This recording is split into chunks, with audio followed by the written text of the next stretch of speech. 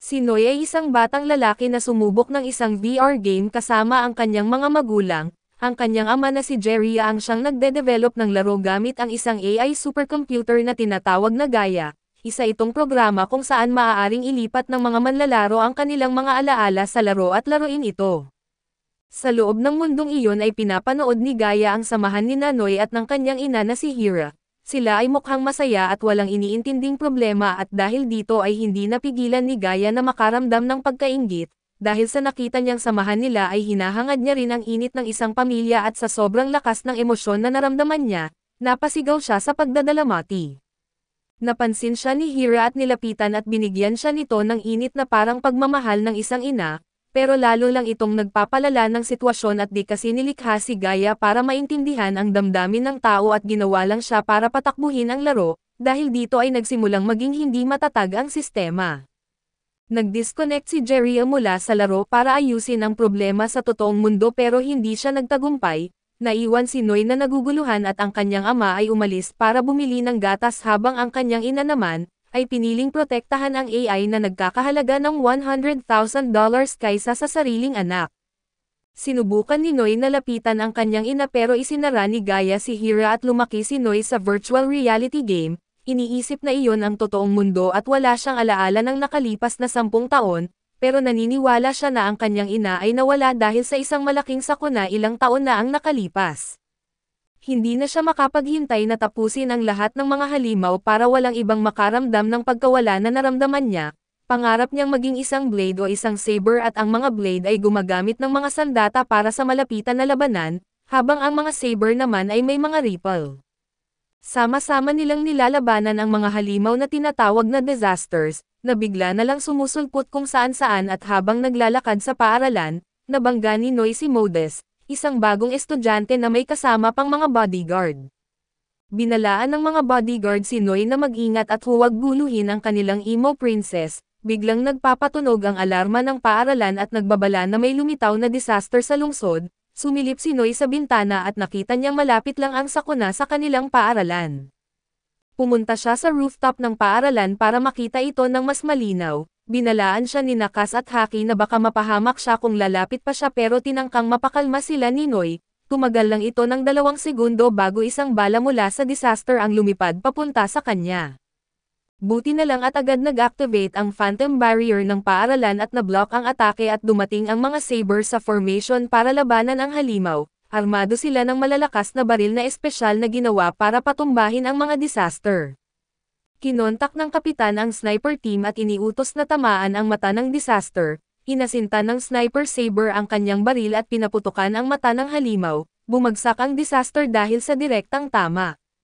Pagkatapos noon ay inutos ng kapitan na sabay-sabay silang umatake. Sa una ay hindi tinatablan ng bala ang balat ng halimaw dahil masyado itong matigas, pero dahil sa coordination nilang pag-atake at natamaan nila ang mahinang bahagi nito. Isang saber ang nagpaputok ng missile direkta sa dibdib ng disaster para tuluyan na itong pabagsakin. Pinanood ni Noy kung paano pinabagsak ng mga saber ang disaster, at nangako siya sa sarili na balang araw ay magiging blade o saber din siya. Nahuli sa klase si Noy, Kas at Haki at nakilala ni Noy si Modes na magiging kaklase nila. Pagkatapos ng klase ay nilapitan niya si Modes para makipag-usap pero binigyan lang siya nito ng malamig na tingin. Humingi ng paumanhin si Noy sa abala pero pinigilan siya ni Modes at inaya siyang lumabas. Hindi makapaniwala si Noy na siya ang niyaya kaya't hindi siya nakasagot agad at dahil sa hiya, naglakad na lang palayo si Modes at bumalik si Noy kay Kas. Habang nag-uusap sila ay biglang may sumulpot na disaster mismo sa harap nila at nagulat si Noy na hindi nag-activate ang phantom barrier ng paaralan kaya nakapasok ang halimaw. Agad niyang hinayla si Kas at nagtago sila sa fire exit. Gayunpaman ay ginamit ng disaster ang matatalim nitong kuko para masira ang pinto. Kumuha si Noy ng emergency axe sa loob at pinakiusapan si Kas na humingi ng tulong habang inaalalayan niya ang disaster. Ayaw sanang iwan ni Kas si Noy pero pinaintindi ni Noy sa kanya na hindi nila kayang talunin ang halimaw ng sila lang. Gumawa ng malaking butas ang disaster sa pinto at sumugod si Noy papunta sa halimaw gamit ang emergency axe pero mabilis itong nakaiwas. Napansin ng disaster si Kas na tumatakbo kaya siya ang pinuntirya nito, pero hinarang ni Noy ang matatalim nitong kuko gamit ang axe. Itinulak ni Noy si Cass para magmadali sa paghingi ng tulong habang binibigyan niya ito ng oras. Muling sumugod si Noy sa disaster pero hindi sapat ang hina ng kanyang mga atake para saktan ito. Inilunsad ng disaster ang matutulis nitong kawit kay Noy at nahihirapan si Noy na depensahan ang sarili gamit lang ang ordinaryong axe. Sinubukan ng disaster na tusukin si Noy pero nagmintes ito at sinamantala ni Noy ang pagkakataon at sinaksak ang ulo ng disaster gamit ang axe, pero hindi niya nabutas ang matigas nitong balat. Sinuntok siya ng disaster at pinatumba sa sahig at pakiramdam ni Noy ay napakahina na niya at halos hindi na siya makatayo para protektahan ang sarili. Inihahanda na ng disaster ang huling pag-atake sa kanya pero isang blade ang dumating sa tamang oras. Mabilis niyang hinati sa dalawa ang katawan ng disaster at agad itong pinabagsak. Iniabot ng blade kay Noy ang isang healing potion pero tumanggi si Noy at sinabing hindi naman daw ganoon kalala ang kanyang mga sugat. Biglang sumugod ang kalahating katawan ng disaster papunta sa blade at nasira ang kanyang maskara sa pag-atake. Agad nakilala ni Noy ang blade at si Modus pala ito. Na-distract si Modus kaya nasaksak siya ng disaster at kinuha ni Noy ang espada ni Modus at tinapos ang halimaw. Iniabot niya kay Modus ang healing potion at mabilis na gumaling ang mga sugat nito. Hindi makapaniwala si Noy na si Modus pala ay isang miyembro ng Blades at gustong-gusto niyang ikwento ito sa kanilang klase. Pero tinatakot siya ni Modus na papatayin daw siya ng kartel kapag ibinunyag niya ang lihim niya. Naputol ang pag-uusap nila nang dumating ang bodyguard ni Modus na si Kakan. Nagtaka siya kung paano nakapasok ang disaster sa paaralan nang hindi na-activate ang Phantom Barrier. Isinisi niya kay Noy ang nangyaring panganib kay Modus at binagsak ni Modus si Noy para makaalis sila nang walang makakakita. Kinuha ni Kakan ang credit sa pagpatay sa disaster para maprotektahan ang pagkakakilanlan ni Modus. Dumating si Cass at sinamahan si Noy pauwi at nagising si Noy sa kanyang kwarto. Ikinwento ni Cass kung paano sila nakauwi at kung paano di umano'y pinatay ni Kakan ang disaster. Nalito si Noy dahil alam niyang si Modus talaga ang tumapos sa halimaw. Kinabukasan ay nakita ni Noy si Modus sa paaralan at biglang niyaya siya ni Modus palabas at nagpunta sila sa isang friendly date. Nagtataka si Noy kung anong klaseng buhay meron si Modus sa labas ng paaralan at ikinwento ni Modus na noong bata pa siya sa totoong mundo, hindi siya pinapayagang lumabas ng bahay at puro aral lang ang ginawa niya. Ito ang unang pagkakataon niyang makaranas ng normal na buhay sa paaralan kaya't wala siyang ibang kaibigan kundi si Noy. Pumunta sila sa isang cafe at namangha si Modus sa mga cake dahil ngayon lang siya nakakita ng ganoon. Nanood sila ng horror movie at pagkatapos ay kumain ng ice cream. Sunod silang pumunta sa isang tindahan ng swimsuit at biglang tumunog ang alarma bilang babala sa mga mamamayan na may isang high-level disaster na paparating. Lumabas si Modus mula sa fitting room at nagpasya si Noy na maging hero. Nagtaka si Modus kung ano ba ang magagawa ng isang NPC na tulad niya laban sa isang disaster. Pumunta si Noy sa isang madilim na eskinita at doon niya nakita ang disaster. Pinatakbo niya ang disaster papalayo sa mga tao pero nadapa si Noy at malapit na siyang tapusin ang disaster nang biglang dumating ang isang blade na nagngangalang Mount Sudo at pinapabagsak ang halimaw. Biglang dumating si Hako na isang saber at binaril si Mount Sudo direkta sa dibdib. Tinulungan ni Noy si Mount Sudo na makatakas at uminom siya ng healing potion para makabawi mula sa tama ng bala. Dumating si Hako at inakusahan si Noy ng pagtataksil dahil ang blade na sinagip niya ay isa palang demonyo. Hinugot ni Mount Sudo ang kanyang melee weapon at sinimulang atakihin si Hako at nagtataka si Noy kung bakit naglalaban ang isang blade at isang saber. Lumabas ang katotohanan na si Mount Sudo ang pumatay sa mga kasamahan ni Hako, kaya gusto siyang gantihan ni Hako. Inaatake ni Mount Sudo si Hako habang minamaliit siya dahil hindi ito magaling sa close combat at pinanood lang ni Noy ang matinding laban nila. Walang magawa at kalaunan ay nakuha ni Hako ang kalamangan sa laban at inihahanda na niyang tapusin si Mount Sudo, pero pinigilan siya ni Noy sa pamamagitan ng pagbato ng bato sa kanyang ripple. Sinabi ni Noy na dapat nagtutulungan ang mga blade at saber para protektahan ang mundo mula sa mga disaster, hindi nagsasayang ng oras sa walang kwentang away. Binalaan siya ni Hako na tumigil sa panghihimasok dahil isa lamang siyang NPC. Ipinaliwanag ni Mount Sudo na ang NPC ay isang karakter na walang kaluluwa at hindi totoong manlalaro. Pinutol ni Hako ang paliwanag ni Mount Sudo bago pa siya makapagbunyag ng mas maraming detalye tungkol sa laro. Nilapitan ni Mount Sudo si Noy at ginawang hostage at dumating si Modus para protektahan si Noy mula kay Mount Sudo. pero nilagay silang lahat ni Sudo sa isang bitag na parang nakasabit sa sinulid. Doon ay sinimulan niyang ipaliwanag ang mga sekreto ng laro kay Noy. Hindi makapaniwala si Noy na isa lamang siyang NPC sa isang virtual na mundo, habang ang mga Saber at Blade naman ay mga totoong tao mula sa tunay na mundo. Ipinakita ni Mount Sudo ang insidente noon kung saan nawala ang buhay ng kanyang ina, pagkatapos umatake ng disaster sa lungsod ay nagpatuloy lang ang laro na parang walang nangyari dahil bahagi lang iyon ng game code. Dinagdag pa ni Mount Sudo na ang mga NPC tulad ni Noy ay iniisip na normal lang ang mga pangyayari dahil nakaprograma ang kanilang araw-araw na buhay at alaala. Isang supercomputer ang nagkokontrol sa lahat sa laro, habang ang mga manlalaro naman ay lumalaban sa mga disaster para protektahan ang virtual na mundo. Hindi matanggap ni Noy na peke pala ang lahat ng kanyang naranasan at lahat ng kanyang alaala at mga kaibigan ay bahagi lang ng programang sinusunod nila. Dumating si Cass at sinubukan na labanan si Mount Sudo gamit lamang ang isang kahoy na pamalo. Pinagtawanan siya ni Sudo at iniinsulto pa na kahit may magulang siyang Aprikano na marunong humataw gamit ang pamalo, hindi pa rin niya ito kayang talunin. Binugbog ni Mount Sudo si Cass nang walang kahirap-hirap at sumiklab ang galit sa puso ni Noy nang makita niyang walang kalaban-laban si Cass na binubugbog. Dahan-dahan na napuno ng lakas ang katawan niya at nabasag niya ang mga sinulid na bumihag sa kanya. Mabilis siyang tumakbo at sinuntok si Mount Sudo sa mukha at kinuha niya ang melee weapon nito at inatake siya. Madaling nakailag si Mount Sudo pero bumalik ang melee weapon at tinataga siya sa likod. Matapos talunin si Sudo ay nag-transform si Noy bilang isang blade. Nakuha niya ang kakayahang makita ang stats ng ibang manlalaro gamit ang kanyang mga mata.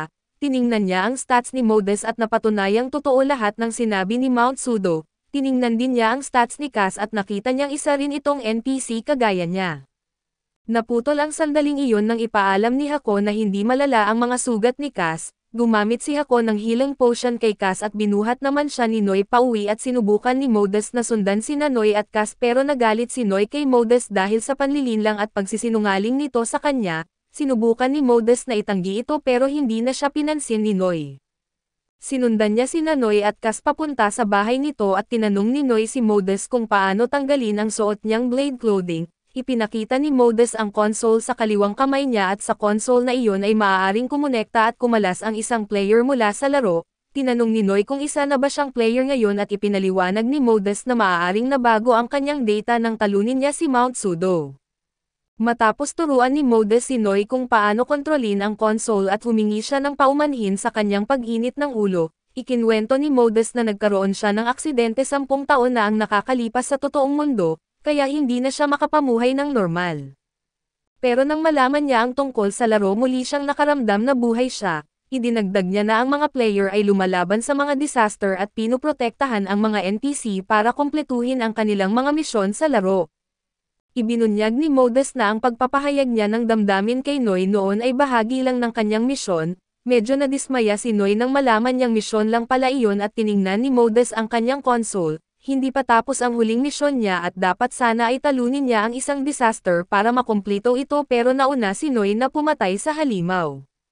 Biglang inatake si Noy ng isang grupo na tinatawag na Night Wolf at sila ay mga lalaking namamahala sa pagmamanman ng laro sakaling may mga bug.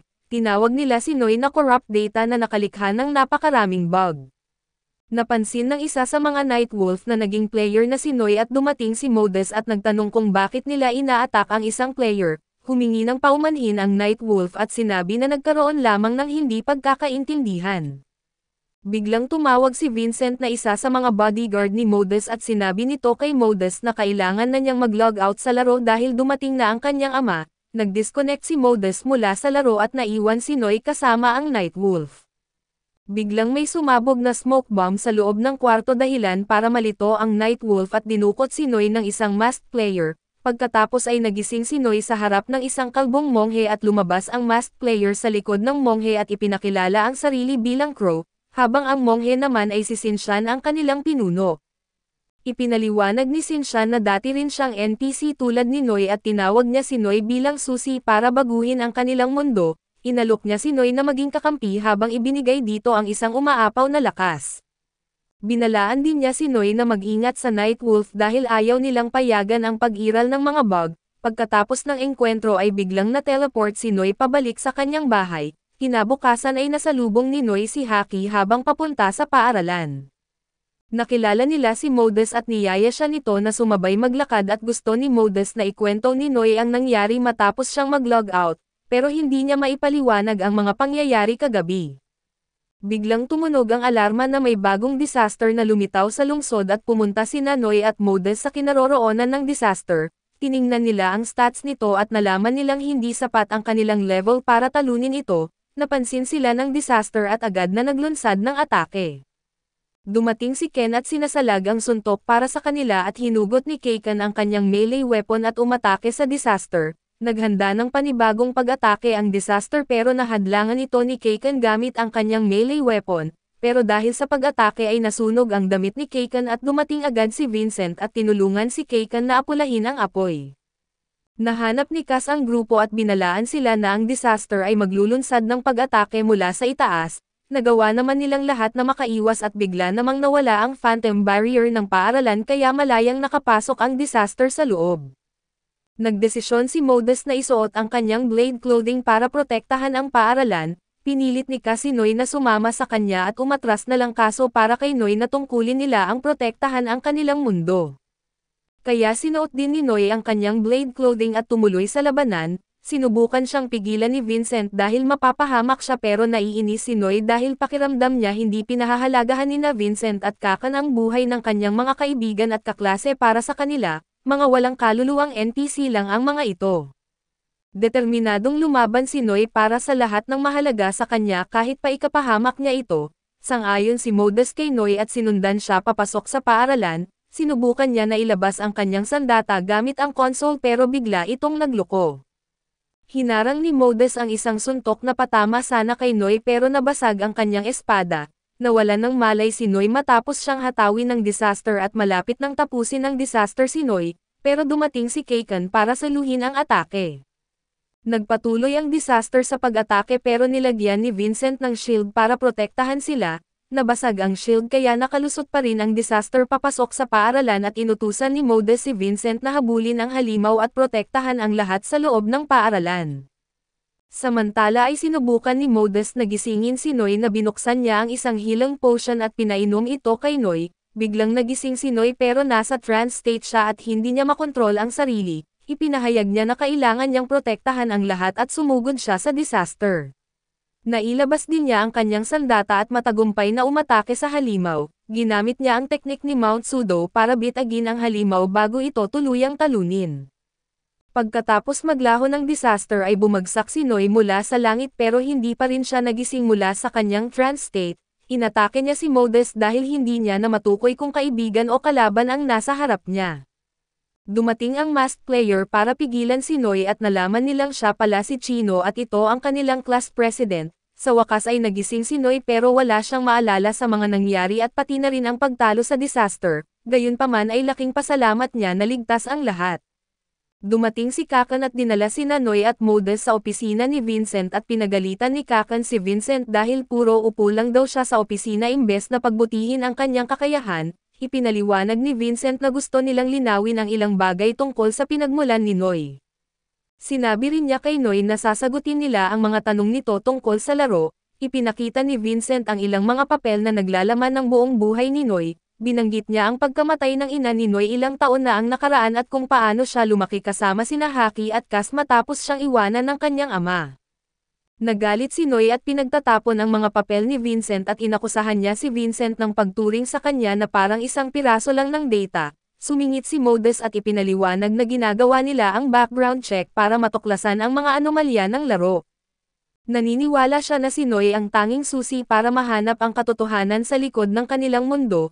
Idinagdag ni Vincent na hindi sila basta-basta pumasok sa mundo ni Noy para lang maglaro at ipinakita niya ang isang litrato ni Noy at ng kanyang ina. Tinanong ni Vincent kung sino ang kumuha ng litrato at sumagot si Noy na syempre, ang kanyang ama ang kumuha noon at tinanong ulit siya ni Vincent kung ano ang pangalan ng kanyang ama. Akala ni Noy na tinukso lang siya pero nang pilitin niyang sabihin ang pangalan ng ama niya at napagtanto niyang hindi niya ito maalala. Pinilit niyang alalahanin pero sumakit ang kanyang ulo hanggang sa mawalan siya ng malay at makalipas ang ilang minuto. Nagising si Noy at tinulungan siya ni Modus na kumalma. sinabi ni Vincent na wala silang mahanap na impormasyon tungkol sa ama ni Noy. Hinala niya ay may nanggulo sa data ni Noy at hindi alam nito kung sino at bakit may gagawa noon sa kanya. Tinanong siya ni Modest kung pamilyar ba sa kanya ang pangalang Jerry at sinubukan ni Noy na alalahanin ito, pero muling sumakit ang kanyang ulo. Ipinaliwanag ni Modest na si Jerry ang pangunahing engineer ng laro at naisip niya ang pangalan na Jerry nang makita niya ang litrato ni Noy at ng kanyang ina. Naguguluhan si Vincent dahil puno ng misteryo si Noy. Hindi niya maipaliwanag kung paano nabago ang data at kakayahan ni Noy ng ganoon kadali. Pero kinikilala niya ang lakas ni Noy pero sinabi rin ni Vincent na ginugulo ni Noy ang balanse ng laro. Binalaan niya si Noy na ang isang bug na tulad niya ay maaaring mawawala ng security system ng laro. Itinanggi ni Noy na isa siyang bug pero tinanong siya ni Vincent kung may ibang NPC ba na kagaya niya. Binanggit ni Noy si Zenon pero wala ni isa sa kanila ang may alam tungkol dito at tinanong ni Vincent kung nasaan si Zenon pero hindi alam ni Noy dahil unconscious siya noong dinala siya doon. Pansamantalang tinapos ang usapan dahil kailangan na nilang mag-disconnect sa laro. Kailangan nang pumunta ni Modest sa press conference ng laro sa totoong mundo at bago sila mag-disconnect, pinaalalahanan nila si Noy na mag-ingat dahil ang kanyang pag-iral ay isang banta sa mga developer ng totoong mundo. Pag-uwi ni Noy ay nagulat siya nang makita si Chino na naghihintay sa kanya. Ipinahayag ni Chino na dinukot si Xinxian ng virus ng Nightwolf. Hinahanap din daw ni Virus ang iba pang bug sa laro at susunod na target nito si Noy. Inakusahan ni Chino ang Nightwolf na sinabotahe ang Phantom Barrier ng paaralan noong umatake ang disaster, kaya nalagay sa panganib ang mga kaklase nila at hinuhulaan ni Noy na siya ang pangunahing dahilan kung bakit ibinaba ang barrier ng paaralan. Sang-ayon si Chino at sinabing sinusubukan ni Virus ang mga kakayahan ni Noy. Naalala ni Noy na noon pa man ay gusto na niyang maging Blade para protektahan ang mundo at ngayon na natupad na iyon, hindi niya inaasahan na ganito ang magiging kalabasan. Pinalakas ni Chino ang loob niya at tinawag siyang liwanag ng mga NPC at idinagdag niya na inilaan ni Xinxian ang kanyang buhay upang ibigay kay Noy ang lahat ng kanyang lakas, at naniniwala siyang may mabigat na dahilan ito at buong tapang na nagpasya si Noy na patunayan ang sarili at protektahan ang lahat ng naniniwala sa kanya. Kinabukasan habang papunta sa paaralan ay nasalubong ni Noy si Cass at biglang sumulpot si Virus sa harap nila na parang nakakainis na third wheel na hindi marunong makaramdam. Gusto ni Virus malaman kung paano naging player si Noy. Tinanong ni Noy si Virus tungkol kay Xinxian pero sinagot lang siya nito ng isang atake at hinarang ni Noy ang atake gamit ang katawan niya.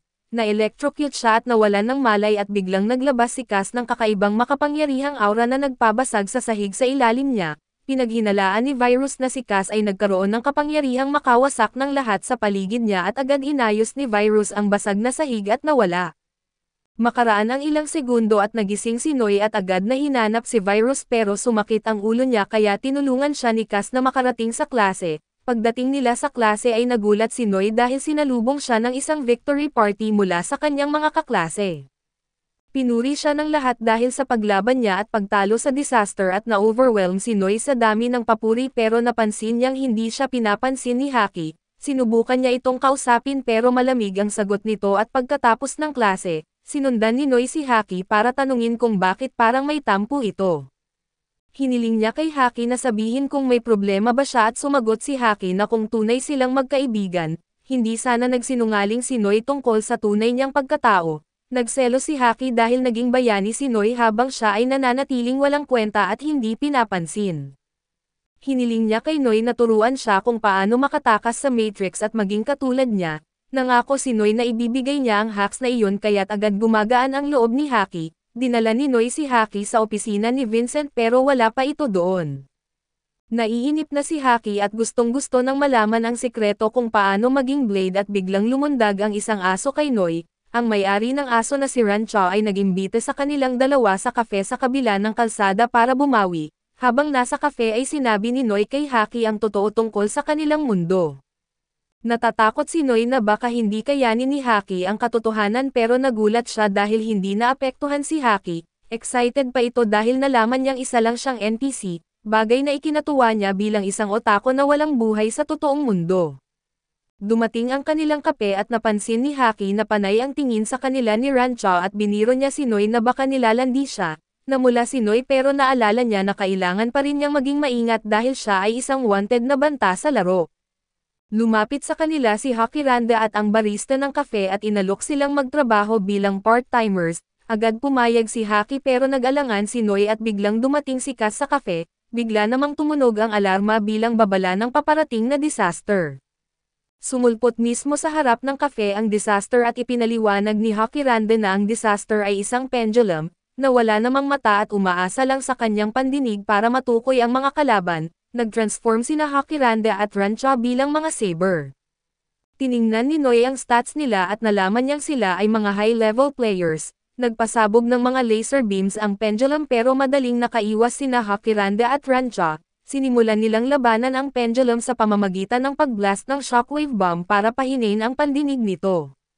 Sumugod si Rancha gamit ang kanyang baril at nagpadala rin ng utos sa kanilang aso para tumulong sa laban. Pinilit ni Cass at Haki si Noy na lumayo sa battlefield para hindi sila madamay pero iginiit ni Noy na manatili. Dahil dito ay napilitan si Cass at Haki na tumakbo palayo habang si Noy naman ay nagsuot ng kanyang blade clothing.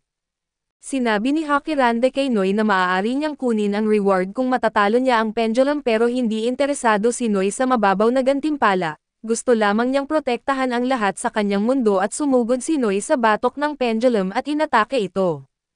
Si Rancha naman ay nagpaputok ng kanyang baril mula sa ibaba at nainis ang pendulum sa ingay kaya pinalubog nito si Noy, Rancha at Hakirande sa ilalim ng lupa. Napagtanto ni Hakirande na dinala sila ng pendulum sa pugad nito na puno ng mga itlog. Nandidiri si Rancha sa mga itlog at sinubukan na tumakas mag-isa at biglang nagsimulang mapisa ang lahat ng itlog na naglabas ng mga batang pendulum. Nagpasabog si Hakirande ng bomba sa mga itlog habang sila ay tumatakas. Samantala ay nasaksihan ni Cass at Haki sa itaas ng lupa ang paglitaw ng mga batang pendulum. Napasigaw si Cass na siyang nakaagaw ng pansin ng mga batang pendulum at napansin ni Noy na napapalibutan na sina Cass at Haki ng mga batang pendulum. Naisip ni Hakirande na dapat may isa pang butas sa pugad kaya nakatakas ang mga ito at tumakbo si Noy para protektahan sina Cass at Haki. Tinataga niya ang mga batang pendulum pero napakarami nila at patuloy sa paglitaw. Biglang sumigaw ng tulong si Ma'am Opos, sekretarya ni Vincent mula sa kanyang opisina at napapalibutan din siya ng mga batang pendulum at natarante si Noy kung sino ang uunahin niyang protektahan dahil lahat sila ay mahalaga sa kanya, pero isa lang ang kaya niyang sagipin sa ngayon. Napansin ni Haki ang kalagayan ni Noy at naisip niya ang isang plano at inaya niya si Cass na tumakas kasama siya. Nag-aatubili si Cass dahil ayaw niyang iwan si Noy. Pero napagpasyahan nilang labanan ang mga batang pendulum para mabigyan ng pagkakataon si Noy na iligtas si Ma'am Opos. Sinabi ni Haki kay Noy na maaari na siyang umalis at sagipin si Ma'am Opos at hiniling ni Noy kay Hakirande na abalahin ang pendulum habang patungo siya sa kinaroroonan ni Ma'am Opos. Nagpasabog si Hakirande ng bomba at dali-daling tumakbo si Noy para iligtas si Ma'am Opos at nailigtas niya ito at binuhat papunta sa ligtas na lugar. Habang buhat niya si Ma'am Opos ay tinataga niya ang mga batang pendulum sa kanilang daraanan, biglang sumulpot ang pendulum mula sa lupa at pinaputukan nito si Hakirande ng laser beam pero mabilis itong nakaiwas. Pumunta si Cass at Haki sa itaas na palapag ng kafe at binarikadahan ang lahat ng daanan para sa dagdag na kaligtasan. Pero nagsimula ring sumulpot ang mga batang pendulum mula sa kisame at naisip ni Haki na tumalon sila palabas ng bintana para makatakas pero para kay Cass ay imposible ito, biglang bumagsak ang mga batang pendulum mula sa kisame. Isang batang pendulum ang muntik nang umatake sa kanila pero dumating si Rancha at pinaputukan ito, pinagbabaril niya ang mga batang pendulum sa ikalawang palapag habang ang aso niya ang siyang sumusugpo sa iba pa. Lumabas sila ng gusali para ipagpatuloy ang paglilipol sa mga batang pendulum sa kalye. Samantala ay plano ni Noy na tahimik na umatake sa pendulum dahil hindi siya nito makikita pero nasira ang plano niya nang biglang sumigaw ulit si Ma'am Opos.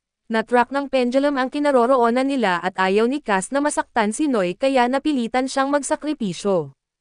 Gumamit siya ng sound bomb para maakit ang pendulum papunta sa kanilang lokasyon. Pinaputukan sila ng laser beam ng pendulum at nakita ni Noy na nadisintegra sina Cass at Haki. Wasak ang puso ni Noy dahil sa kanyang kahinaan ay nawala na naman ang mga mahal niya sa buhay.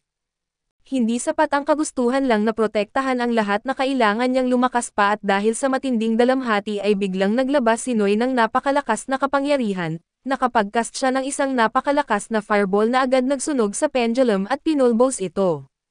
Biglang narinig ni Noy ang boses ni Cass mula sa kabilang gusali na labis ang kanyang ginhawa nang makitang buhay pa sila. Nakita niyang kasama nila si Shinyo at siya pala ang nagligtas kina Cass at Haki. Pagkatapos ng laban ay nakahinga ng maluwag sina Cass at Haki na nalampasan nila ang panganib at napabagsak ni Noy ang pendulum ng walang sugat. Samantala sa totoong mundo ay pinapakinggan ni Modus ang kanyang tiyo na si Mons habang nagsasalita sa isang press conference para sa laro. Naging sikat na ang laro sa buong mundo matapos itong ipahayag bilang isang virtual reality game. Sa loob pa lang ng isang linggo mula nang ilabas ang closed beta ay marami ng players ang sumubok at nag-enjoy. Biglang tumayo ang isang galit na journalist at kinwestiyon si Mons tungkol sa instability ng laro na nagugat mula sa isang insidente 10 taon na ang nakalilipas. Agad na nagalit si Mons sa tanong ng journalist. Sinabi niya na lubos ng stable ang laro kaya matagal ang naging development nito. Idinagdag ng journalist na base sa kanyang pananaliksik at dapat ay natapos na ang laro 10 taon na ang nakalipas kung hindi dahil sa insidente noon. Pagkatapos ay nilihis niya ang usapan at tinanong tungkol sa partisipasyon ni Modus sa testing ng laro. Nagpanggap si Mons na mahinahon at sinabi na kaya sumali si Modus sa testing ay dahil siya ang advertising ambassador ng laro. Idineklara rin niya na si Modus ang magiging tagapagmana ng kanilang kumpanya kaya kailangan itong masangkot sa mga ganitong usapin. Nagpatuloy ang journalist sa pagtatanong at iginiit na baka raw nagkaroon ng sakit si Modus dahil sa insidente 10 taon na ang nakalipas. Pinagsawalang bahala ni Mons ang hinala at iginiit na kahit anong problema ang dinaanan ng laro, ito pa rin ang magiging pinakamahusay na laro sa kasaysayan. Itinanggi niya lahat ng akusasyon ng journalist at nangakong mapapahiya ang lahat ng mga kritiko niya. Samantala sa virtual reality world ay tinanong ni Noy si Hakiranda kung bakit mahalaga sa kanya ang kanyang kape. Ibinahagi ni Ramcha na ang pagkahumaling ni Hakiranda sa kape ay nagugat sa katotohanang hindi niya kayang tunawin ang kape sa totoong mundo. Kahit pinipilit niyang uminom ay palagi siyang nagkakasakit pagkatapos kaso nang madiskubre niya ang laro ay nabigyan siya ng bagong buhay. Doon ay nakakatikim siya ng kape ng walang masamang epekto at dahil dito ay natupad ang kanyang pangarap at ito ang magtayo ng sarili niyang coffee shop at maging barista, kahit wala siyang ginagastos sa totoong buhay. Napagtanto ni Noy na hindi lamang siya ang nagbibigay halaga sa mundong ito, may iba pang mga tao na tunay ding nagmamahal at pinoprotektahan ang virtual reality world na para bang ito na ang kanilang totoong mundo. Inalok siya ni Hakiranda ng part-time na trabaho sa cafe pero tinanggihan ito ni Noy at sinabi niya na nakaprograma siya upang maging isang high school student na may viral TikTok account, hindi isang Starbucks worker at nagpaalam sina Noy, Cass at Haki kina Ramcha at Hakiranda. Habang paalis na sila ay napansin ni Hakiranda na may isang tao na nakasilip sa kanila at lumabas mula sa pagtatago si Hako at kapatid pala siya ni Hakiranda. Tinanong ni Hako si Hakiranda kung ano ang palagay niya kay Noy, kinumpirma ni Hakiranda na hindi ordinaryong NPC si Noy. Sinabi ni Hako na sobra nang namumukod tangi si Noy kaya malapit na siyang burahin ng system. Naiintindihan ni Hakiranda ang pag-aalala ni Hako pero pinaalalahanan niya itong huwag masyadong ma-attach sa isang NPC. Samantala, sa bahay ni Noy ay tinulungan niya si Chino na gamutin ang kanyang mga sugat. Iniabot niya rito ang isang healing potion para mabilis ang paggaling at hiniling ni Noy kay Chino na tulungan siyang maging mas malakas. Naalala niya kung paano niya muntik nang mawala si Cass at Haki kung hindi dumating si Chino para iligtas sila. Alam niyang kailangan niya ng lakas para maprotektahan ang lahat ng mahal niya. Alam rin niya na dumaan si Chino sa espesyal na training bilang isang crew member kaya't gusto niya ring matutunan iyon. Sinabi ni Chino na kahit may lakas si Noy mula kay Sin kulang pa rin siya sa kaalaman sa offense at defense, biglang pinabagsak ni Chino si Noy sa lupa at pinalupot at pinandown siya na hudyat na nagsimula na ang kanilang training. Umiiyak si Noy at humihiling ng babala muna bago magsimula pero sinabihan siya ni Chino na walang babala sa tunay na laban. Samantala sa totoong mundo ay pinagalitan ni Mons sina Modus, Ken at Vincent dahil pinayagan nilang maglaro si Modus nang hindi niya nalalaman. Depensa ni Ken at hindi naman daw delikado dahil naglalogin lang si Modus at sinabi naman ni Vincent na napakahalaga ng laro para kay Modus dahil binibigyan siya nito ng panibagong buhay. Nag-init lalo ang ulo ni Mons at nagbanta na tatanggalin niya sa trabaho sina Ken at Vincent at biglang sumabat si Modus. Ipinaliwanag niya na kailangan niyang subukan ang laro dahil hindi nagagaling ang katawan niya. ito lamang ang tanging paraan niya para makatakas sa masakit na realidad. Dahil dito ay napalambot ni Modus ang puso ni Mons at pinayagan niya si Modus pero pinapangako niya itong agad magdi-disconnect kapag may nangyaring masama, samantala sa laro ay patuloy ang matinding training ni Noy at Chino. Halos bagbog sarado si Noy sa bawat sesyon at nang inalok siya ni Chino ng break at pagkain ay biglang dumating si Cass, nakita niya si Chino at nakaramdam ng selos dahil magkasama sila ni Noy at ipinaliwanag ni Noy na nagpatulong lang siya kay Chino sa training. Pero iginiit ni Cass na hindi nila kailangan ng training dahil siya raw ang palaging magpoprotekta kay Noy. Nagpahinga muna si Noy mula sa dalawang maingay na babae at paglabas niya ay nakita nito na naroon na rin sina Kikan at Modus. Inimbitahan siya ni Kikan na sumama sa kanilang beach trip at pagdating nila sa beach, pumunta sila sa sasakyan para kunin ang kanilang gamit pero laking gulat nila nang makita si Haki na nakatago sa trunk ng kotse. Nagayos sila ng gamit at nagsimulang mag-relax sa beach. Umaasa si Noy na makakatulong ang pamamasyal na ito para muling ma-encourage ang lahat at mawala ang takot na naidulot ng mga kamakailang laban, pero para kay Haki si Noy mismo ang mas nangangailangan ng encouragement dahil siya ang madalas na nakikipaglaban. Dumating si Cass at inaya si Noy na lumangoy at pinigilan siya ni Chino at sinabing dapat laging malapit si Noy sa kanya. Dumating si Modus at pinuri siya ni Noy na dahilan para magselos sina Cass at Chino nang makita nilang namumula si Noy habang nakatingin kay Modus. Nagsimula ang grupo na maglaro sa tabing dagat habang sina Noy at Modus ay nag-usap. Binanggit ni Modus kay Noy na hindi niya alam kung paano makihalubilo sa lahat dahil sanay siyang mag-isa. Ipinaliwanag ni Noy na sa bawat tao na nakikilala niya ay nalaman niya rin ang mundo nila. Ngayon na nakilala na siya ni Modus at hindi na niya kailangang maramdaman ang pag-iisa dahil bahagi na siya ng mundo ni Noy, na-encourage si Modus sa sinabi ni Noy at sumali sa kasiyahan ng grupo at pagkatapos maglaro ay nag-break sina Noy at Modus. Biglang natalon ni Noy ang isang bata na kamukha ni Gaia pero agad itong nawala at sumakay sina Noy at Modus sa jet ski. Habang naglalakbay ay muling nakita ni Noy si Gaia na lumalangoy sa ilalim nila. Sinubukan niyang tumalon sa tubig para hanapin siya pero nawala na ito.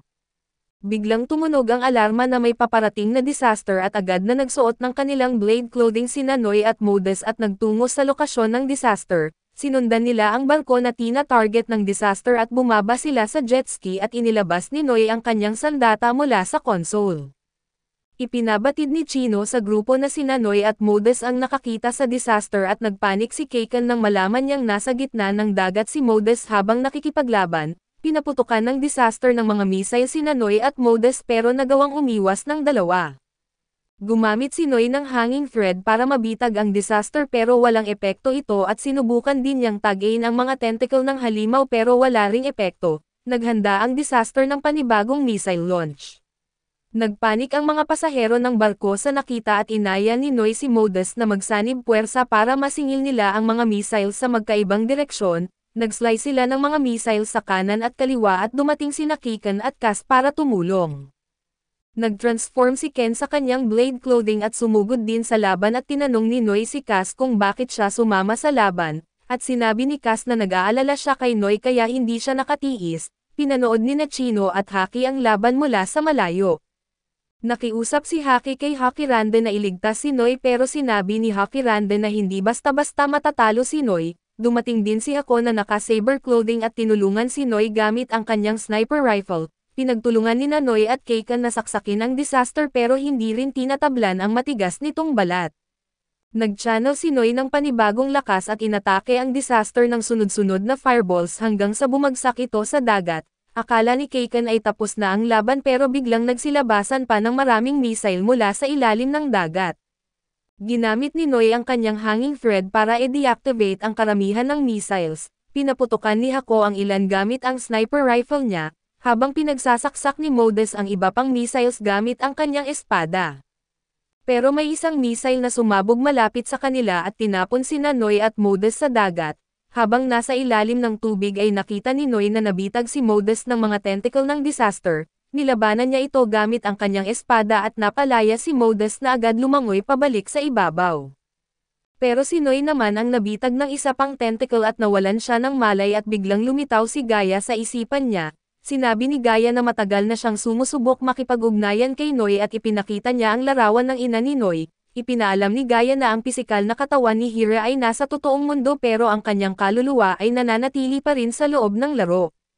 Wala na itong gaanong oras kaya kailangang iligtas ni Noy ang kanyang ina kaagad at lumangoy si Cass sa ilalim ng tubig para iligtas si Noy. Ginamit niya ang kanyang espesyal na kapangyarihan at nag-transform bilang isang disaster.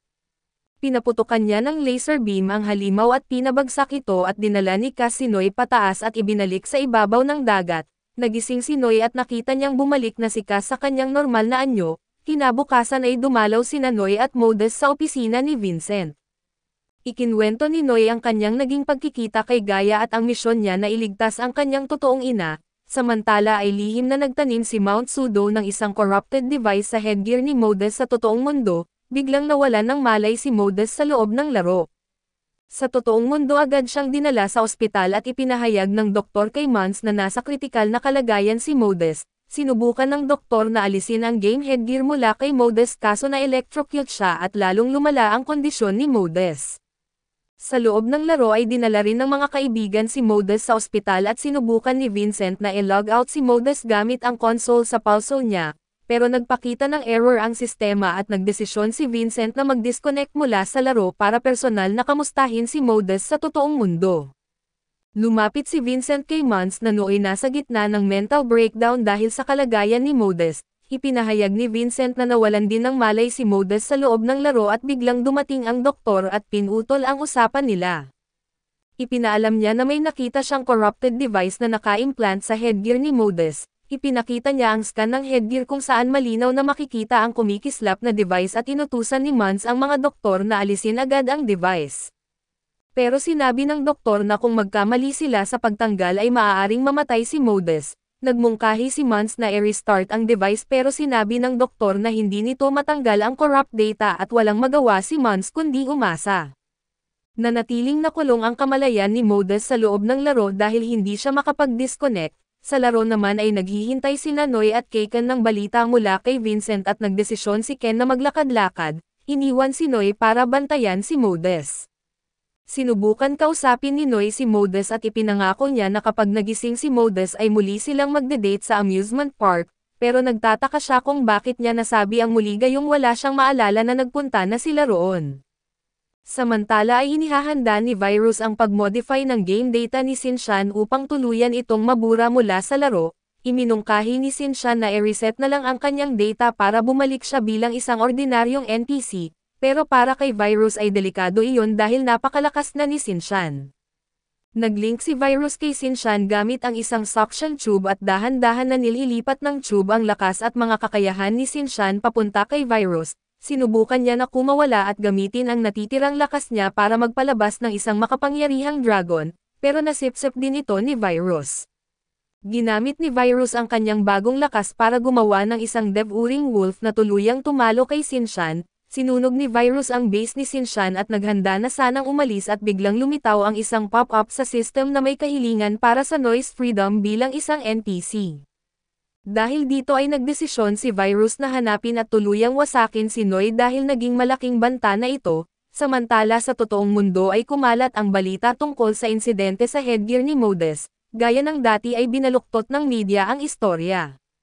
Ibinalita nila na nahulog si Modest sa coma dahil hindi niya kayang mag-disconnect sa laro, dahilan para maraming players ang magpanik at mag-log out. Pinalibutan si Mons ng mga journalist na nagtatanong tungkol sa kaligtasan ng laro. Umiwas si Mons sa mga tanong nila at dumiretso sa opisina ni Jeria at naramdaman ni Jeria ang intensyon ni Mons na hingiin ang tulong niya para iligtas si Modest. Sinabi nito na nagsasaliksik na siya ng solusyon at ipinahayag ni Mons ang kanyang pag-aalala kay Modest. Siya na lang ang natitirang miyembro ng kanyang pamilya. Kung mawawala pa si Modest ay wala na siyang dahilan para mabuhay. Idinagdag niya na ibinuhos na niya lahat ng kanyang pera at pagsisikap sa pagpapanatili ng gaya at ng laro. Ngunit kahit pa ganoon na handa siyang isakripisyo ang lahat na kahit pa i-reset ang gaya at mawala lahat ng progreso, basta lang makabalik si Modest sa totoong mundo. Hindi pumayag si Jeria at kung i-reset nila ang gaya ay mawawala si Hira ng tuluyan at hindi na niya muling makikita ang kanyang asawa. Biglang dumating si Mount Sudo at ipinahayag niya na kung hindi nila i-reset ang gaya, mananatiling nakulong si Modest sa laro magpakailanman. Tinanong ni Mons kung sino si Mount Sudo at lumabas ang katotohanan na siya pala ang anak ni Jeria. Ipinakita ni Mount Sudo kay Mons ang corrupted device na siya mismo ang nagtanim sa headgear ni Modes at inamin niya na siya ang may kagagawan ng coma ni Modes. Ibinunyag din niya na siya ang journalist na nagpakalat ng impormasyon tungkol kay Modes sa press conference ng laro, na-trigger si Mons sa mga revelasyon at muntik nang saktan si Mount Sudo, pero inunahan siya ni Jeria. Hiniling ni Jeria kay Mount Sudo na ipaliwanag kung bakit niya nagawang magkasala ng ganito. Ipinaliwanag ni Sudo na hindi siya nagkaroon ng masamang layunin na ginawa niya ito para kay Jeria. Gusto niyang matigil na ang pagpaparusa ni Jeria sa sarili dahil sa nangyari 10 taon na ang nakalilipas. Gusto niyang makabalik si Jeria sa kanyang pamilya nang walang nararamdamang guilt, ngunit ang masakit na katotohanan, wala na siyang pamilya na babalikan at lahat sila ay natrap na sa loob ng laro at sa loob ng laro. Lumitaw si Gaia sa harap ni Noy at nagmadaling pinakiusapan siya ni Gaia na iligtas si Hira dahil wala nang natitirang oras. Ipinahayag ni Noy na hindi niya kayang basta iwan si Modes at kinuha ni Gaia ang mga kamay ni Noy at inilagay ito sa noo ni Modes. Agad na na-teleport si Noy papasok sa mga alaala ni Modes at samantala sa totoong mundo, nagsaliksik si Vincent tungkol sa kasaysayan ng laro para mailigtas si Modes.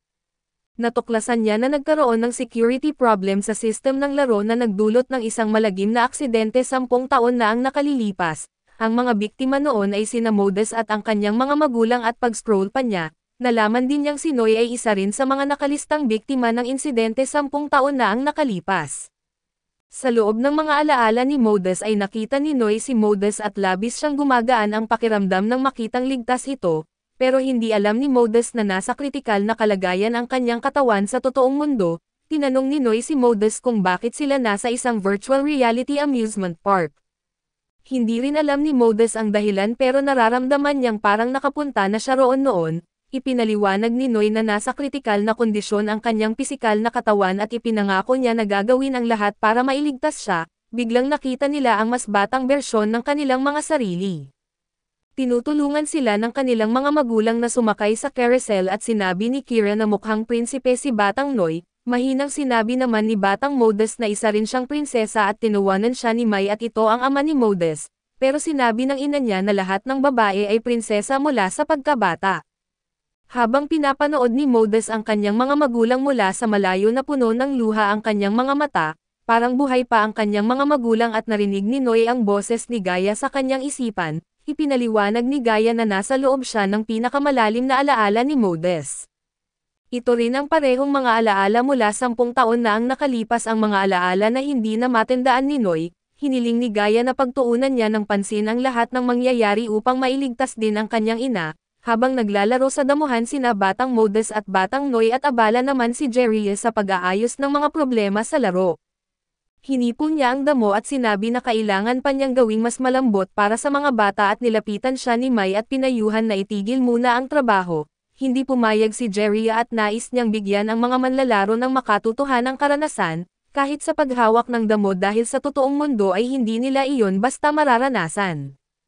Pilit pa rin siyang inudyukan ni Mai na kahit hindi perpekto ay magiging matagumpay ang laro. Pinaalalahanan ni Hero si Jeria na nangako siya kay Batang Noy na maglalaro sila buong araw. Biglang tinawag ni Batang Noy ang kanyang ama para ipakita ang nahanap niyang 4-leaf clover.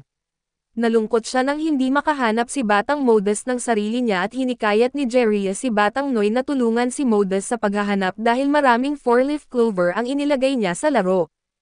Nagboluntaryo rin si Mai na tumulong sa kanila at napagtanto ni Mai na maaaring may bug sa data ng mga 4-leaf clover. Pinaalalahanan siya ni Jeria na hindi sila dapat nagtatrabaho ngayon at ipinangako nilang maglalaro sila kasama ang mga bata. Pero ipinaliwanag ni Mai na kung malulungkot si Modes at kailangan niya itong ayusin kaagad, pinagmamasdan ni Gaia mula sa mga damuhan ang masayang paghahanap ng dalawang pamilya. Ang banayad nilang pagtawa at init ng kanilang samahan ay gumising ng kakaibang damdamin sa loob ni Gaia na isang bagay na hindi niya maintindihan at parang napakalayo sa kanya. Napansin ni Hira si Gaia na nakatago sa mga damuhan at sinubukan siyang lapitan pero tumakbo si Gaia palayo. Nakita ni Mai ang isang 4-leaf clover at ibinigay ito kay Batang Modes at niyakap ni Batang Modes ang kanyang ama at sinabing mahal na mahal niya ito. Dahil dito ay lalo pang lumalim ang selos at pananabik ni Gaia na magkaroon ng sariling pamilya. hindi na niya napigilan ang sakit na nararamdaman niya at sumigaw siya ng labis na dalamhati. Nagsimulang bumagsak ang virtual reality world na isa-isang nagkakalas ang system dahil sa instability. Niyakap ni Batang Modus ang kanyang ama habang nanginginig sa takot at hinimok ni Mai si Jeria na mag-log out muna at e-check ang status ng system. Sumang-ayon si Jeria at sinabi kay Batang Noy na babalik siya kaagad at hinawakan ni Noy si Mai pero naghanap siya ng kanyang ina. Napansin niya si Gaia na malakas na umiiyak sa isang sirang bahagi ng laro kaya't nilapitan ito ng kanyang ina, niyayakap ni Hira si Gaia at muling naging kalmado ang mundo at lubos ang kasiyahan ni Gaia na sa wakas ay may isang tao siyang matatawag na ina. Inabot ni Batang Noy ang kanyang ina pero natakot si Gaia at nangamba siya na baka agawin ni Batang Noy ang tanging pamilyang nakuha niya. Pinigilan ni Hira si Batang Noy at inirekomenda niyang manatili muna ito kasama ang pamilya ni Modus. Sa laro ay nagpatuloy si Batang Noy sa pagtakbo papunta sa kanyang ina at ayaw ni Gaia na maaga ni Noy ang kaysa-isa niyang pamilya. Sa wakas ay mayroong nagmamahal sa kanya at hindi niya hahayaang mawala ito. Kaya wala siyang magawa kundi isil si Hira para mapasakan niya lamang. Natigilan si Noy sa takot habang pinabagsak siya ng corrupted data sa sahig at pilit namang inaayos ni Jeria ang system ngunit nagsimulang sumabog ito. Inutusan ni Kian ang lahat na mag-log out ng laro dahil hindi na nila maaayos ang problema at tinulungan ni Mai ang kanyang asawa na makalabas ng laro. Pagkatapos ay ginabayan niya si Batang Modus para mag-log out din at habang siya mismo ay nagdesisyong manatili para subukang iligtas sina Noy at Hira, tumakbo si Mai papunta sa walang malay na Batang Noy ngunit tuluyan nang nag-shatter ang mundo ng laro. Sumabog ang supercomputer at bumagsak ang mga debris sa mga kapsul kung saan natutulog sina Mai, Hira at Noy. Sa kasalukuyan ay ipinaliwanag ni Jeria kina Mons at Mount Sudo na matapos ang trahedya 10 taon na ang nakalipas, nagawa niyang patahimikin si Gaia. Nakakapagtaka raw na naging stable si Gaia mula noon ngunit ayaw niyang sumuko sa pagliligtas kina Hira at Noy, ipinangako niyang patuloy niyang i-update si Gaia upang mabigyan ng mapayapang buhay sina Hira at Noy sa virtual world dahil hindi na sila makakabalik sa totoong mundo. Nagalit si Mount Sudo dahil pakiramdam niya'y pinabayaan siya ng kanyang ama para sa virtual na pamilya nito. Para sa kanya ay mas pinapahalagahan ni Jeria ang mga nawala niya kaysa sa tunay niyang anak. Sinubukan ni Mons na ipagtanggol si Jeria at sinabing ginagawa lamang niya ito para sa mga taong mahal niya. Pero iginiit ni Mount Sudo na wala nang babalik na pamilya at wala nang saysay ang lahat ng sakripisyo. Pagod na raw siyang makitang nasasaktan ang kanyang ama dahil lang sa isang supercomputer. Nagmakaawa si Mount Sudo kay Jeria na itigil na ang lahat. Samantala sa laro ay nagising sina Noy at Modus ng sabay at nagulat sila nang makita ang kanilang mga kaibigan na naghihintay sa kanila. Biglang nakatanggap si Chino ng signal na dumating na si Virus at tumingin ang grupo at nakita nila si Virus. Sinabi nito kay Noy na siya ang naging pinakamalaking bug sa laro at kaya't narito siya upang burahin ito. Nagsuot si Noy ng kanyang blade clothing at naghanda sa laban at sa totoong mundo ay unti-unting bumalik ang malay ni Modus. Agad itong ipinaalam ng nurse kay Mons at narinig ito ni Sudo na hindi makapaniwala na biglang tumigil sa paggana ang chip na inilagay niya. Sinabi ni Vincent kay Kakan ang magandang balita pero may masama na balita naman si Kakan at umatake si Virus kay Noy sa ospital. Sa laro ay ipinahayag ni Virus na nababagot na siya pagkatapos matalo si Sinshan ngunit ngayon ay muling nabuhay ang kanyang excitement nang makita niya si Noy. Nagalit si Noy sa kanyang mga sinabi pero nanatili si Virus na walang pakialam at para kay Virus, walang halaga ang mga NPC at ginawa lamang sila para maging libangan ng mga tunay na manlalaro. Hindi pumayag si Chino sa kasamaan ni Virus at buong galit niyang pinakawalan ang kanyang matinding biting snake attack laban sa kanya. Gayunpaman ay ginaya ni Virus ang kapangyarihan ni Chino at ginawang 10 beses na mas malakas. Binalutan niya ng ahas si Chino at itinapon ito ng malayo sa kagubatan at alam ni Virus na si Sinshan ay paulit-ulit na tinatawag si Noy bilang kanyang huling pag-asa. Plano ni Virus na kitilin ang buhay ni Noy at sirain ang huling pag-asang pinaglanan ng lahat ng kanilang tiwala. Naglabas siya ng mga lila na fireball at inihagis ito patungo kay Noy at buong kumpiyansa itong hinarang ni Noy sa pamamagitan ng isang malaking fireball na itinira niya pabalik kay Virus. Nasunog si Virus ngunit hindi siya nasaktan sa halip ay nakaramdam siya ng labis na kasiyahan na para bang isa siyang masokistang nasisiyahan sa sakit. Ang labanan nila ni Noy ay nagbigay sa kanya ng hindi maipaliwanag na kasiyahan, nagpadala siya ng mga lila na apoy kay Noy at mabilis na binalot nito ang katawan niya. Patuloy siyang pinahirapan ni Virus gamit ang apoy habang si Noy ay naging ganap na walang magawa, pinapanood ng mga kaibigan niya mula sa malayo kung paano siya tino-torture, nagpa siya sina Cass at Modest na tulungan si Noy laban kay Virus. Tinawag ni Cass si Noy at na-distract sandali si Virus at binalaan ni Noy si Cass na huwag lumapit upang hindi siya mapahamak, ngunit hindi nakinig si Cass at nagtangkang tumakbo papunta kay Noy pero pinigilan siya ni Modest. Alam ni Modest na wala ring magagawa si Cass laban kay Virus at ayaw niyang malagay ito sa panganib. Nag-transform sina Modest at Kikan sa kanilang blade clothing at nagpasya silang sila na lang ang tumulong kay Noy. Naghanda silang umatake ngunit sinelyuhan sila ni Virus sa loob ng isang cube, isa sa mga kakayahan na nakuha niya mula kay Sinshan bago niya ito tuluyang pinuksa. Patuloy na nasusunog si Noy sa ilalim ng mga lila na apoy ni Virus at ipinahayag ni Virus na siya ang natatanging Nightwolf at ang kanyang tungkulin ay puksain ang mga bug katulad ni Noy. Hindi na kinaya ni Cass na panoorin si Noy na nasasaktan at nagpasya siyang protektahan ito, tumalon siya sa harap ni Noy at tinanggap ang mga apoy para sa kanya. Napasigaw si Cass sa sakit ngunit dahil dito nagising ang nakatagong kapangyarihan sa loob niya. Nag-transform siya bilang isang disaster at tinawag ni Virus si Cass na isang defective data. Inatake siya ni Virus gamit ang mga lila niyang apoy, ngunit malalaki at matibay ang mga pakpak ni Cass kaya na-block niya ito at lumapit ang kaluluwa ni Cass kay Noy at nagsimulang pagalingin ang mga sugat nito. Napagtanto ni Virus na si Cass ay hindi ordinaryong NPC kundi isang guardian character na partikular na nilikha upang protektahan si Noy. Ito ang dahilan kung bakit hindi niya kailanman iniwan si Noy at nagising si Noy at nakita ang kaluluwa ni Cass. Ngumiti si Cass bago tuluyang naglaho ang kanyang kaluluwa. Akala ni Virus na walang saysay ang sakripisyo ni Cass dahil papatayin pa rin niya si Noy, ngunit determinado si Noy na ipaglaban ang sakripisyo ni Cass at lumaban siya kay Virus ng buong tapang. Ipinangako niya na magpapatuloy siyang mabuhay upang hindi masayang ang sakripisyo ng kanyang kaibigan. Idineklara niya na hindi pagmamay-ari ni Virus ang kanilang mundo at pinakawalan niya ang isang napakalaking apoy laban dito at sinimulan ng masunog si Virus sa ilalim ng apoy ni Noy. Dahil dito ay nakalaya sina Modest at Kikan mula sa cube ngunit biglang nawala si Noy kasama si Virus.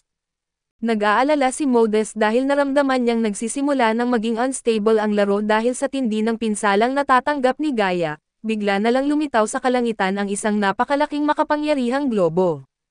Na-teleport si Noy sa isang liblib na lugar ni Gaia at ipinakita niya kay Noy ang higanteng makapangyarihang globo kung saan nakasil si Hira. Hiniling niya kay Noy na iligtas si Hira dahil hindi na niya ito kayang palayain at naalala niya ang mainit na yakap ni Hira at kung paano siya nito pinalaya mula sa mga negatibong damdamin na minsang komokontrol sa kanya. Dahil naapektuhan ng virus ang data ni Hira ay nanatiling nakakulong ang kanyang kaluluwa sa loob ng sphere. Kung magpapatuloy ang pagsipsip ng sphere sa enerhiya ni Hira ay maaaring tuluyan ng maglaho ang kanyang kaluluwa, ngunit kung ligtas na mapapalaya ni Noy si Hira mula sa sphere at makakabalik ang kanyang kaluluwa sa totoong mundo. Tinanong ni Noy si Gaia kung bakit siya tumutulong sa kanila at simple lang ang sagot ni Gaia na itinuturing niya si Hira bilang sarili niyang ina. Naalala niya kung paano siya niyakap ni Hira noong siya'y natatakot ngunit nais niyang bumalik si Hira sa totoong mundo at mamuhay ng normal kasama ang tunay nitong pamilya. Kontento na si Gaia na pakakawalan si Hira kaysa hayaang tuluyang mabura ito at humingi siya ng tawad kay Noy dahil inagaw niya ang pagmamahal at atensyon ng kanyang ina sa loob ng 10 taon. Sa totoong mundo ay nagsimulang magbago ang status ng kapsul ni Hira at iniisip ni Jeria na kung magpatuloy ito, parehong sila Gaia at Hira ang malalagay sa panganib. Tinanong siya ni Mount Sudo kung hindi pa rin ba siya sumusuko at simple lamang ang sagot ni Jeria. Hindi niya kayang talikuran ang kanyang pamilya dahil gagawin niya ang lahat para sa pamilya, dahil siya raw ay malayong pinsan ni Vin Diesel. Para kay Mount Sudo ay imposibleng mailigtas pa sina Hira at Noy, at pinaparusahan lang ni Jeria ang sarili sa isang bagay na hindi na niya makokontrol kaso hindi kayang sumuko ni Jeria. Ang tanging dahilan ng kanyang pag-iral ay ang matiyak na makakabalik ng ligtas ang kanyang pamilya sa totoong mundo. Matagal na niyang hindi nakikita sina Hira at Noy sa pisikal na anyo kaya gagawin niya ang lahat ng kanyang makakaya upang maibalik sila. Bumalik siya sa kanyang opisina para ipagpatuloy ang pagsisikap na stabilize ang laro. Napaluha si Mount Sudo dahil ang tanging gusto niya ay makitang muling mamuhay ng normal ang kanyang ama pero mukhang hindi na ito mangyayari. Sa laro ay biglang nag-buzz ang gaming console ni Haki at tiningnan niya ito at nakita si Noy sa loob ng kanyang console. Humiling si Noy na Eon ni Haki ang online mode ng laro na ng Eon ito ni Haki. Lumabas si Noy mula sa console ngunit lumabas din si Virus at sinira ang console. Natakot ang grupo nang makita nilang bumalik si Virus at isa na siyang corrupted data na nakakuha ng mas matinding lakas at may kakayahang mag-mutate ng walang limitasyon. Pinalakas din ang kanyang mga lila na apoy at inatake niya si Noy gamit ang kanyang upgraded Purple Flames ngunit madaling na-block ni Noy ang atake. Bumababa si Kaken mula sa ere at matagumpay niyang tinataga ang braso ni Virus ngunit ang naputol na braso ay kumilos ng mag-isa at pinasabog si Kaken ng isang Purple Flame. Napasigaw si Kaken sa sakit at bumagsak at muling nag-regenerate si Virus at dumami pa. Naglunsad si Noy ng pag-atake kay Virus ngunit dalawang katawan ni Virus ang sabay-sabay na naglabas ng mga Purple Strike laban kay Noy. Halos hindi na makadepensa si Noy sa sunod-sunod na atake ng dalawang Virus at naging desperado si Noy. Alam niyang kailangan niyang mabilis na talunin si Virus upang mailigtas ang kanyang ina bago tuluyang mawala ang kanyang kaluluwa. Samantala ay tinulungan ni Modus si Kaken na makaalis sa battlefield. Nakipag-ugnayan si Mons kay Modus at iniutos na mag-disconnect na siya mula sa laro dahil hindi na makontrol ang sistema. Ngunit tumanggi si Modus at binalaan siya ni Mons na kung tuluyang masira ang laro at maaaring mabaon siya roon magpakailanman. Hindi nakinig si Modus at gusto niyang tulungan si Noy at ang kanyang mga kaibigan sa laban, kaya inutusan ni Mons ang isang worker na pilitin ng i-disconnect si Modus mula sa laro, ngunit ipinaalam sa kanya na wala ng saysay dahil tuluyan nang nawala ng kontrol ang system. Dumating si Vincent at iminungkahi na makipag-ugnayan sila kay Jeria at dumating sina Vincent at Mons sa opisina ni Jeria. Ipinahayag ni Vincent na natagpuan na ni Noy ang kaluluwa ni Hire sa loob ng laro at hiniling niya kay Jeria na i-stabilize ang laro upang matiyak ang ligtas na pagbabalik nila. Sa loob ng laro ay nagising si Chino at inatake si Virus gamit ang kanyang biting snake kaso kinuryente lamang siya ni Virus. Ibinigay ni Kaken ang kanyang sandata kay Noy at agad niyang nawasak ang dalawang katawan ni Virus, ngunit mabilis na nag-regenerate at dumami pa ang mga katawan nito. Dumating si Modus para tumulong kay Noy sa pagsira ng mga katawan ni Virus at nagpasya rin si Ken na gamitin ang kanyang baril para makapagbigay ng suporta. Iminungkahi ni Modus na dapat nang magtungo si Noy sa sphere upang palayain ang kanyang ina, habang sila ni Ken ang humarap sa mga mutation ni Virus.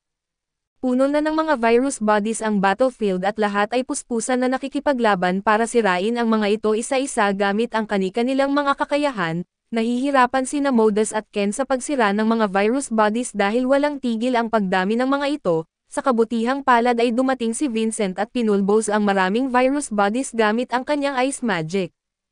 Ipinabatid niya kay Modus na kasalukuyan ng pinapatatag ni Jeria ang system kaso kung mabigo si Jeria at tuluyang masira ang laro, lahat ng players at NPC ay mabura ng permanente at ibinuhos ni Modus ang kanyang tiwala kay Jeria. Nagkaisa ang lahat ng players para ipaglaban ang laro na kanilang minahal at ang mga bagong kaibigang natagpuan nila.